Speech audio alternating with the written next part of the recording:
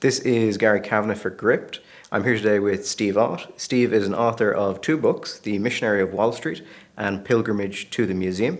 Steve is also the Chief Investment Officer at Federated Hermes. Steve, it's a pleasure to have you. Pleasure to be here. So Steve, you will be well known inside America for your work in finance. But over the last few years, you seem to be appearing more and more talking about your missionary work on the streets of New York. Could you just give us a bit of a rundown of what that sort of work entails? Because it's not something we really hear much about in Ireland. My wife and I have been doing two things, Gary, over the last 15 years or so on the, I call it evangelization front. So about 20 years ago, I had a kind of deeper spiritual conversion. Frankly, I nearly died. And after receiving my first confession, which seemed like a good idea at that time, in a long time, the priest said to me, Steve, you know, you're a guy that has a lot of talents, but you're using them for yourself and not for God. So I promised him at that time, if I did survive, I was going to try to change that. So that led to a deeper relationship with Jesus in my life, and it began to affect how I went about working and socializing around me and some of the activities I engaged in.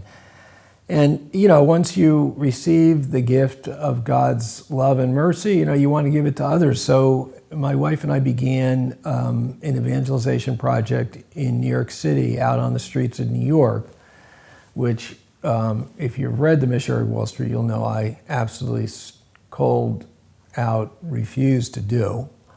Because when she described it to me, my conclusion was this is completely crazy. You can't stop people on the street and get them to come back to church. I mean, you're just going to get cigars put out in your forehead all day or worse on the streets of New York City. And much to my surprise, and maybe it shouldn't have been, but the Lord works in strange ways. And if you approach people with love and joy in your heart, not, you know, standing on a soapbox, repent, you know, the end is coming, but rather simply, you know, stop people on their way to dinner and say, hey, you've been in church lately, or are you a Catholic? And like Dublin, New York City is full of former Catholics. So almost everyone you meet is a former Catholic. Not quite, but a pretty good hit rate. And the flow of traffic is very good, and the Lord seems to bring folks to us, me and the other missionaries, that are almost uniquely in a position where if someone were to tap them on the shoulder, they're almost waiting for that. And I think that was the big surprise, and it's the reason I wrote the book called The Missionary of Wall Street, was really encourage people, okay, maybe, you know, going out on the streets of Dublin is a little bit radical, although love to do it. If anyone would like to give it a try, I'll come out here and we'll do it. I think it could be actually very successful out here. But as a minimum, to be more alert around you to the fact that people that seem like they're happy probably often are not when they've cut themselves off from God. And often there's some reason for that. They feel unforgiven. They almost want to get back, I call it over the wall, back inside, if you will, but they're afraid. And they're almost just waiting for someone to grab them by the hand. And the Missionary of Wall Street is full of these stories that are just remarkable of how people were on their way to a fancy dinner and had a deep conversion experience along the way, and it changed their lives. And, you know, that's why I wrote the book. And what you know, last point I'd make about that is that at one level, the book is about we've spoken now about to, we think, roughly 3 million people on the streets of New York.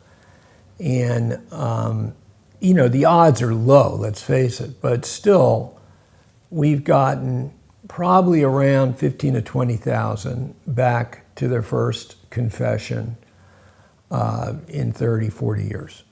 And that, as a way of kind of giving them a reason to come back to God, and that usually changes things. So you can see their transformation. But what's really interesting about this is the impact on the missionaries of themselves being transformed by working hand in hand with the Lord. And one of the undercurrents of this Missionary Wall Street is this hardened Wall Street guy who starts out absolutely refusing to do this. And he's never really identified, although I think after a while the reader starts to figure out it might be me. And then you get to the end of the book, and by now all these miracles have happened around this person and others working with him.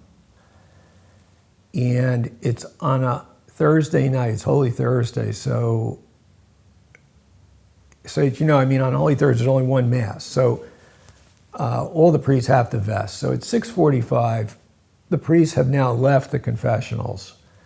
The missionaries have all been sent back into the church. We've taken down all the signs. And this hardened Wall Street guy hears a voice in his head, stay on this corner. And without hesitation, even though it's raining, and there's no reason to stay on the corner because there's no way you could even get someone to confession at this point, he does, without hesitating. And then something really, really miraculous happens that changes someone's life, you know? And that's in some ways what the book is about the transformation that happens to all of us when we answer the call and do something that may sound a little crazy, but the Lord's asking us to do it. So in other interviews which you have seen, you've talked about how you started your street work and where it's gone, but I haven't really heard you talk about what the initial attempts were like with you. So you were saying that it was something you initially didn't want to do, and then over time you've grown into it. When you first did it, the first time you went out on the street, how did you feel? Did you feel you were prepared, or were you terrified? Terrified, completely unprepared. I mean, actually, when people get a call, you know, there's this wonderful painting in Rome called The Calling of St. Matthew, which by Caravaggio is one of my favorite paintings. And you know, you can see St. Matthew there doing his job, collecting the taxes, and Jesus shows up in the room, and he's pointing at him. And Matthew does one of these, like, me? And I think that's what our reaction normally is. This must be a wrong number. You know, I'm not holy enough for this. I'm not skilled at this. I don't have any training as a missionary. You know, I'm a sinner myself. I can't possibly. It's someone else. This is someone else's gift, is what, you know, people often say. And what I've learned is that is a very prideful response, because we're thinking that somehow or other God needs us for our particular talents, when all he needs us to do is cooperate. He's the one who brings these souls in, but he needs someone out there on the street, you know, playing through it. And he equips us. You know, he doesn't call the equipped, he equips the called. So yeah, I mean, the first mission was a complete disaster. Very frankly, I mean, you know, I had, I think within 5 minutes, an angry middle-aged woman walked by me, presumably an atheist, and said, "Oh, you Catholics, you're all a bunch of pedophiles." And someone else handed one of my missionary teams, I think, a bag of dog poop. So it was a very difficult. There was a hat seller on Prince and Mott, and he had to stand on the corner. I sent a team over to the corner. I'm kind of you know, I treat the thing as a military campaign. I saw that corner as an important corner, you know, sort of the high ground, if you will. So they go over to the corner, and he tells them, "You can't stay on this corner. It's not good for my business. This is my corner. I paid for this corner." So they come over to me and say, "Mr. Auth, what should we do?" He wants us to get off the corner. He says he paid for it. I go, like, this is New York City. People don't buy corners, okay? He's got a stall over there. You move 3 feet to your right. Don't come off of that corner. And it's another subtext of the Missionary of Wall Street, Gary, is that these little characters appear and reappear through the book. But what happens to this hat seller is he's standing next to these missionaries for days on end, hearing this story of conversion from these passerbys. And gradually, you can see him pop in and out of the narrative, just briefly, a little mention, but you'll see he's buying coffees for the missionaries, or, starts a conversation with them, and gradually, over several years, is converted. And at some point near the end of The Missionary of Wall Street, there's a little snippet about how this hat seller donates his entire stock of 150 hats to the missionaries. It was a cold day. We had a bunch of young people with us, and closed his stand. And it just, it's the power of witness, of transformation, and it all comes with a simple picking up of the phone, answering the call. That would be my challenge to folks here in Ireland, because I think as Catholics in Ireland, we're called to defend the faith. It's under attack. And okay, maybe, although again, I'll gladly help if you want to set up a street mission in Dublin. But even beyond that, in all the circles that we're moving around in, there are folks in our circles that we are uniquely called to help bring back over the wall, if you will. And, I think we just got to be a little more open to starting some challenging conversations in a spirit of joy and love, not lecturing people. I tell people, because I've experienced this, and it's another theme of the Missionary of Wall Street, the number of times that a particular missionary was able to bring someone back to the church that another missionary couldn't. Often the other missionary might be me, as an example. I'm pretty good at this after doing it for a while. But there's so many cases of folks that flat out refused to come back to church after I chatted with them, and then eventually did because of another missionary who had some unique connection with them in some coincidental way. And I always tell people, it may be that you are called simply to bring back one soul. One soul. You don't need to bring back 20,000. You were sent here to bring back one. Find your soul. Find that one person. Because if you think about it, one soul times eternity is eternity. It's a big deal. You spoke there about walls, and this is a topic I've heard you talk about in many of your interviews, about how you have to ensure that you don't fall behind your walls but continue going out into the world. I know in Ireland, when discussions come up about the church, and I think you're seeing this conversation in many parts of the world now, there is a debate about whether or not the church should fall back in itself, whether people should fall behind their walls, refocus, or whether now is the time to actually push forward. What would your take be on that? So in the Missionary of Wall Street, the mission that we run is at Old St. Patrick's Cathedral, or St. Patrick's Old Cathedral. It's the original St. Patrick's Cathedral in New York City. And the cathedral was built back in the early 1800s, and it has an 8-foot-high brick wall all around it. It was actually, you might find interesting, there to protect the Irish Catholics that were immigrants from the locals.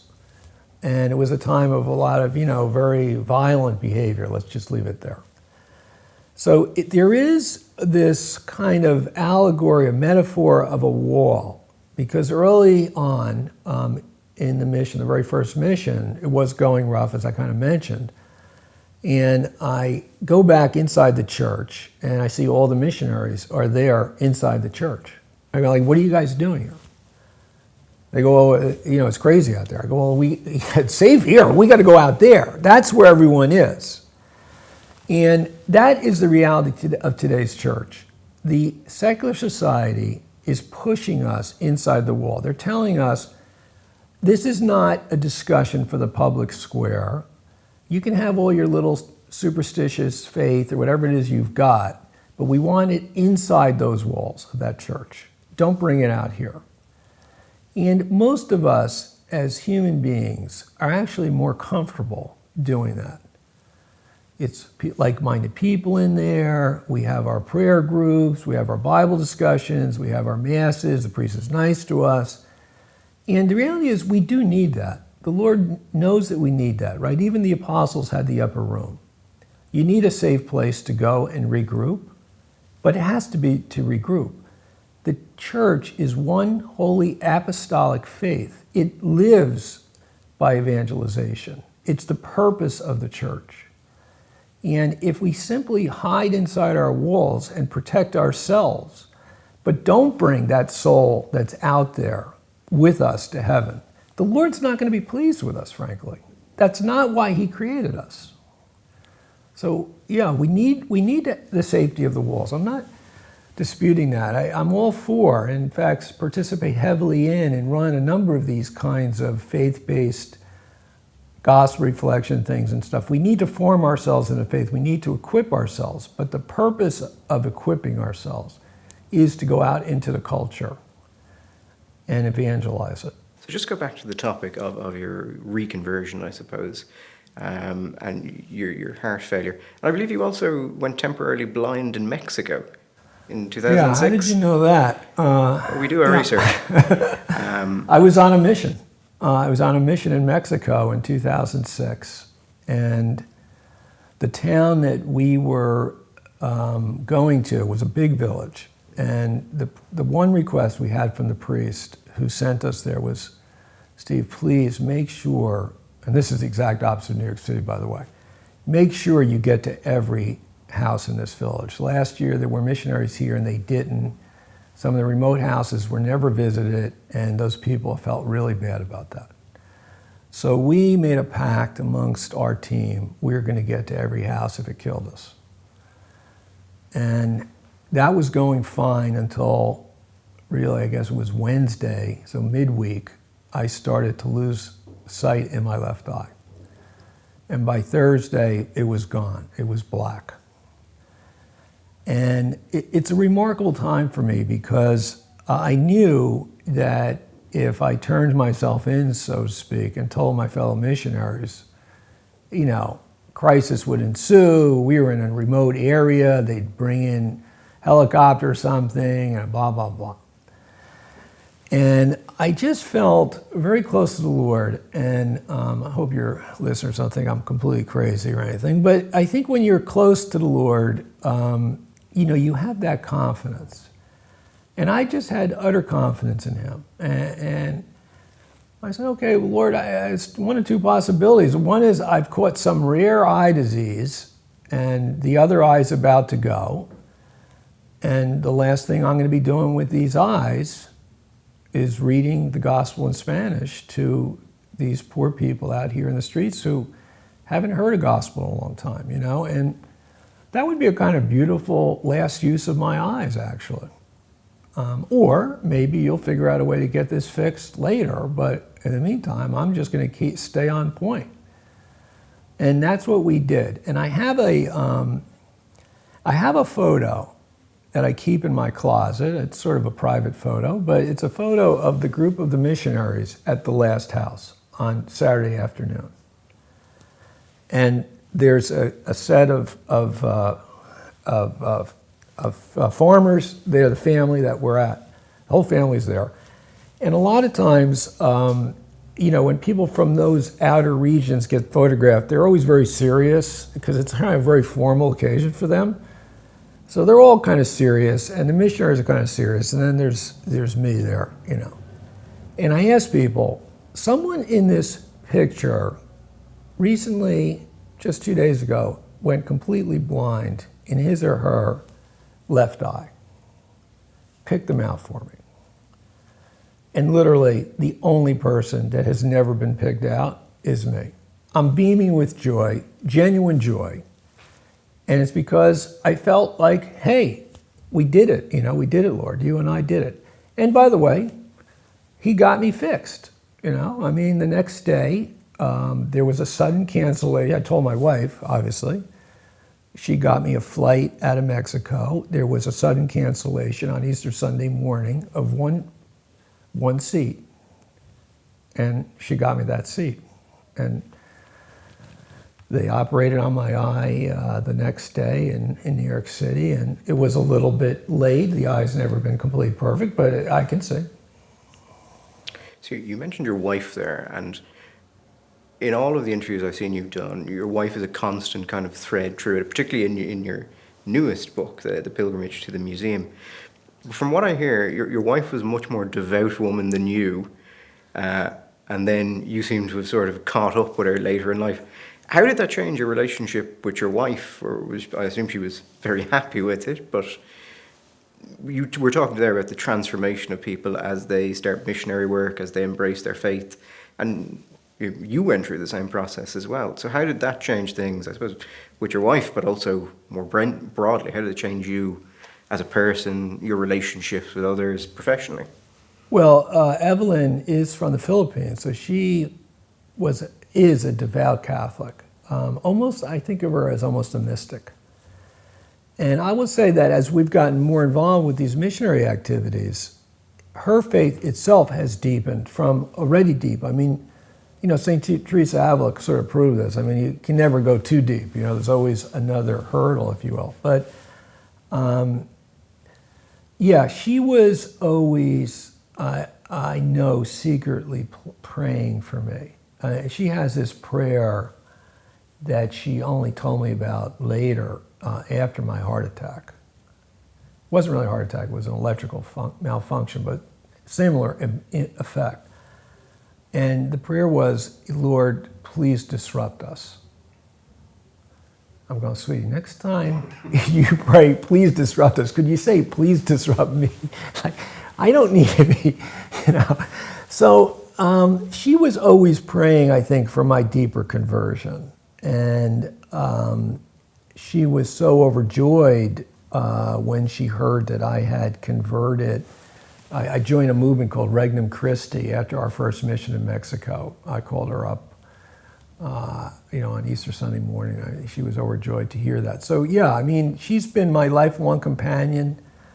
When God is part of your marriage, it just is everything. It's been such a blessing, the two of us. And she's my muse, my guide, my biggest critic. But she loves me. God bless her. How long have you two been married now? 37 years. That's not a bad run. Yeah. So I suppose looking again at your newest book, a lot of it seems to be related to people searching for God while not realizing that they're searching for God. And it seems also to be positioned, it's significantly less kind of radical than going up to people on the street. Yeah. This seems like something, more of a conversation that you could have with people, which is kind of less in their face, but also it seems like it's more designed to talk to people who are not really engaged with faith in any way or haven't realized it, but are very concerned with truth, their beauty. Yeah. And that is their interest in art, and you're trying to show them, that you could see God in some of those aspects of it. Right. I think you've absolutely summarized it. Going back to using my talents, while I'm, trained in finance and everything else, one of the talents, if you will, is probably art. I had a lot of, not so much as a major or anything like that, but I certainly had a lot of coursework in art history when I was at Princeton many, many years ago. And it became a lifelong hobby, if you will. Every city I'd go to, and I've traveled all over the world for business, I'd always squeeze in time to get to the art museum and just continuously learn. And Evelyn has a very open mind to art. And we had been given a tour of the Metropolitan Museum, which is very intimidating to visitors. It's so large. So whenever folks come in from out of town, we would give them this tour. And what happened, Also around the same time as we started the mission, roughly, but in that same period of time, late 2008s, 9s kind of thing, I had this really kind of a breakthrough moment where I realized that it comes back to the walls conversation we had earlier, right? The secular establishment, if you will, has sanitized discussions of God in the public square. And that is certainly true of art museums. And because I had been trained formally in this approach, it didn't really occur to me, wait a second here. This painting is about God, but it's the one thing that's never mentioned. So most people go to an art museum, they're seeking beauty, they're seeking God, if you will. They don't even necessarily know it. And they go to the art museum, and they're kind of excited, but isn't this the case after like 45 minutes of these banal, sanitized descriptions in the walls of the museum? It starts to fall apart. But they don't want to leave after 45 minutes, seems a little boorish. So they hang in there another 45, and then they call it a day. And Evelyn and I decided, let's redo this thing. And then it became much bigger.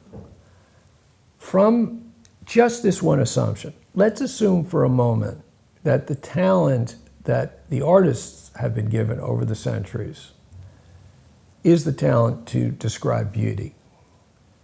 And that's a talent they've pursued. They're actually pursuing their creator, the image of God in our own soul. Sometimes they realize it. There's periods in art history where the artists are completely in tune with this idea, and they're actually trying deliberately to lift us up to God. But there's many other times that they're simply pursuing beauty, or sometimes doing things like that we do frequently, which is make ourselves God. Right, that's what happens in modern art, if you will. The artist stops trying to find beauty, find God, makes himself the creator, and kind of, well, hell breaks loose, quite frankly. So the pilgrimage to the museum is a journey over 5,000 years. It's a pilgrimage. With that presumption, let's try to find God, and let's find what were the ways that artists helped us find God in the past, and what were the ways that it didn't work out, and what are the obstacles and things. And what's so fascinating about this book is that you see all these themes that keep recurring over the centuries. The artist in one period is long dead, but the thing recurs. And I think it's the hand of God is in the art. So yeah, we've been doing that now as an easier form of evangelization. We can bring people, everyone is interested in art. So, and we can dial this tour up and down. We take very fervent religious Catholic groups on the tour. We can really get dialed it up.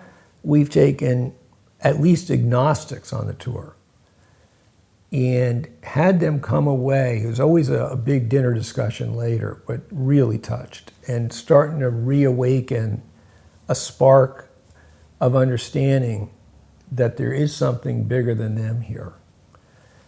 So, why the book? It was really, the math of this tour is daunting. We only could take 8 people at a time. We've been doing 6 or 7 tours a year, but unlike the math of standing on a street corner where you get thousands of people coming through, we're still under 1,000 people that we've taken on this tour. And a lot of folks who had taken it, Sophia, the publisher, have been banging on me to put it in the form of a book, to bring the tour to a much broader audience. It's a beautiful, they've done a beautiful job with it. There's 65 color plates in the book, and they're integrated with the text, and it's really a beautiful book. I'm very excited about it. I really hope that this can bring this use of art as a way of finding God into the kind of the mainstream discussion. It's very interesting. The Metropolitan Museum is going to carry the book in their bookstore. I was sort of wondering about that.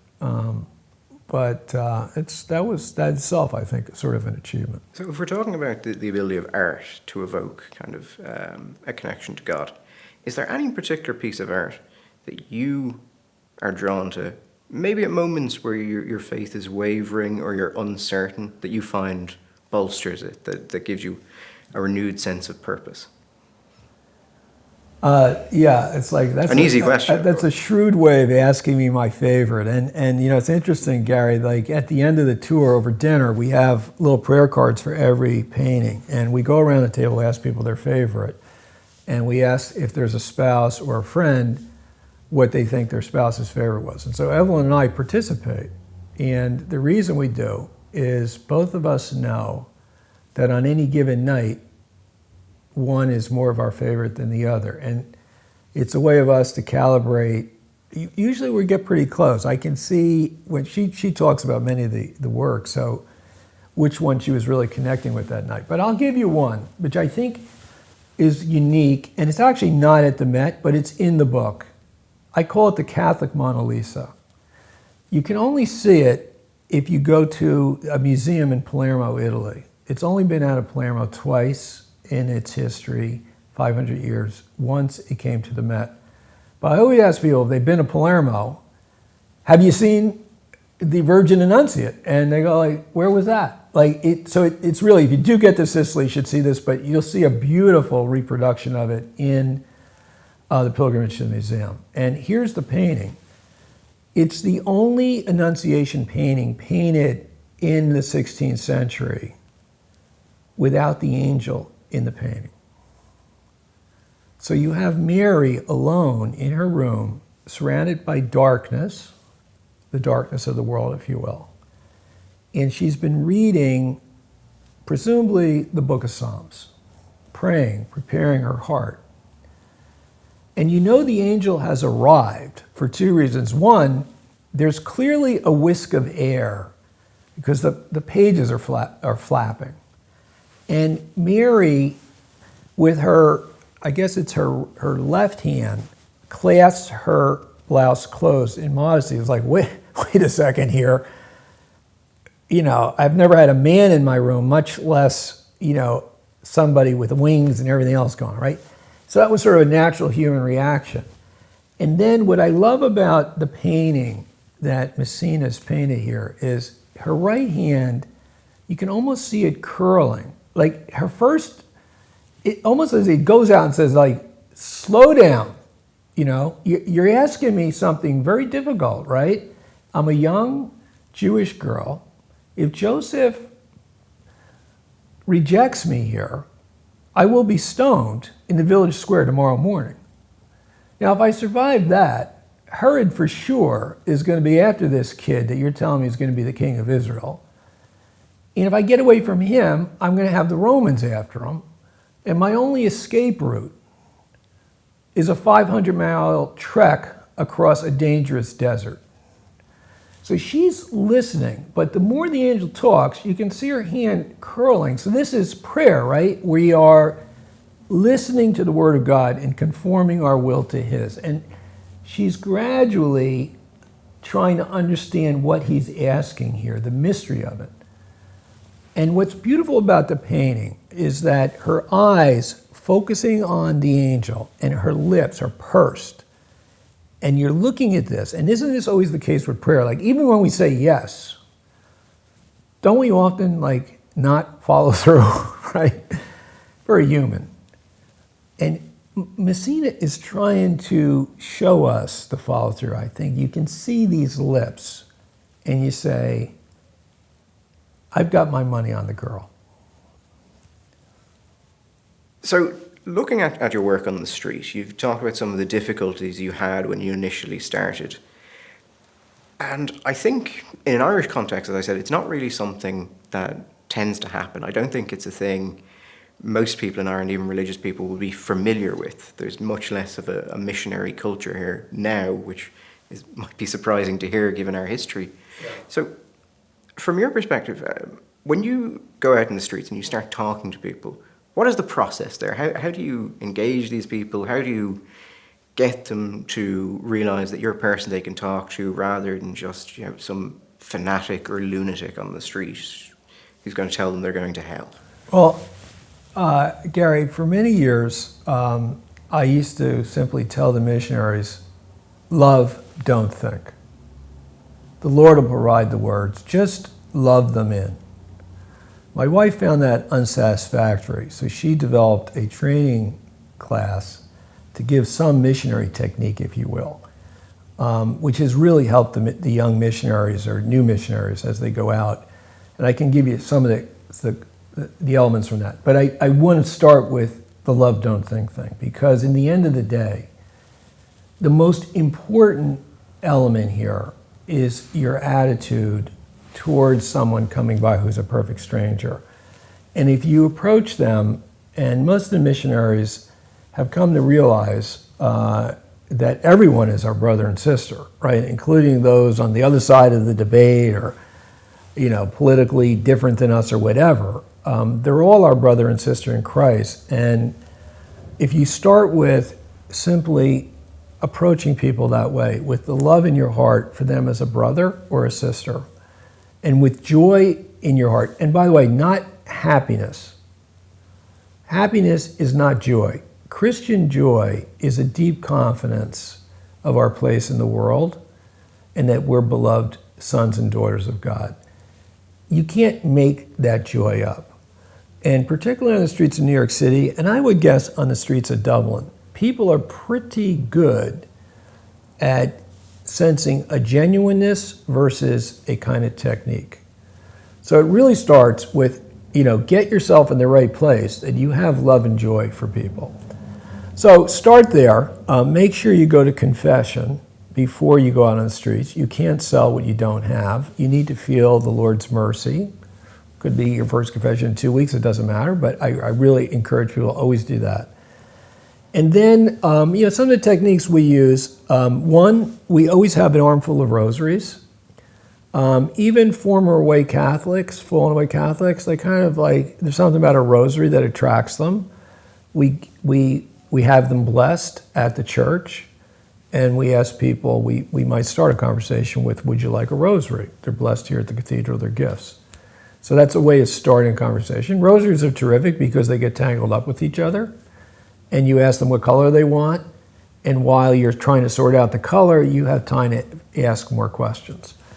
Another question we ask, which most of the men are comfortable with, some of the women are not, but more and more are getting used to asking this question. Are you Catholic? It's a very provocative question in some ways. It's maybe even challenging. I think it's profound, actually. And that is my standard pickup line. It's not the rosary. I have the rosaries with me, but I'll say, hey, are you Catholic? Anyone Catholic here? Catholics? Any Catholics?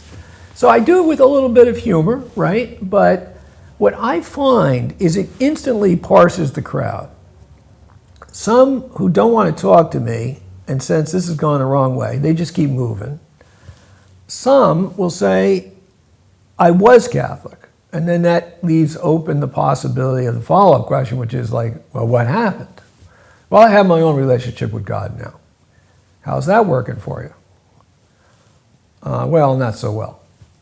So, why is that? Okay, and so, you're getting the idea here that it's more questions than answers. I think it's really important when you're trying to get a conversation going with a perfect stranger, approach them with love and joy, ask a lot of questions, show an interest in their lives. And many of them, a surprising number, will actually start to sense, well, this is a unique opportunity. This is an anonymous encounter. This person doesn't know me, I don't know them. He seems to be a loving, joyful person. And you touch on a nerve about something, and they start opening up to you. It's really kind of remarkable. And okay, you might look at this and go, well, this guy Steve Auth, he's pretty good at this. Yeah, that's probably the case. I was terrible at this when I started, point one. But let me assure you, we've had so many young missionaries go out there, or not necessarily young, but maybe new missionaries, and it's inevitable that they have great success once they throw themselves into it and let it go. And again, because the Lord is with you, the Lord brings people to you. We were on the streets of New York this spring for the holy days, Holy Week. I don't know if this is a measure of success or not, but I will tell you, we were a little bit nervous. This was our first street mission in 3 years. There's been a lot of violence in New York City since then, a lot of disruption, etc. So I was sort of wondering, how is this going to go? And we had lost a bunch of our most experienced missionaries, either moved away or different issues. But we still had with us about 25 missionaries, some new. But here's the key point. By the end of the week, I had collected, not that I'm out trying to collect, but as a measure of success perhaps, more what I call confession hugs. So people just so joyful at having been brought back to the faith in some way, touched in some ways, that they couldn't help themselves but give me a hug. Some of them weren't post-confession hugs. I had hugs from people that weren't Catholic that might have answered the question, are you Catholic? Like, no, like, what are you, is it just for Catholics, or what's going on here? Oh, you Catholics hate Jews or whatever. And a loving conversation would ensue. Some of these folks would end up, at least we would invite them to come talk to a priest, can't get an absolution, or just had a lovely faith-based conversation on the street corner. They would hug us. So even in a world that has gotten increasingly difficult and increasingly violent, love conquers all. I mean, I know it sounds like such a trivial thing to say, but give it a little love. Love, don't think. On the topic of love, are you still signing off some of your emails with Love Steve, or have HR put an end to that?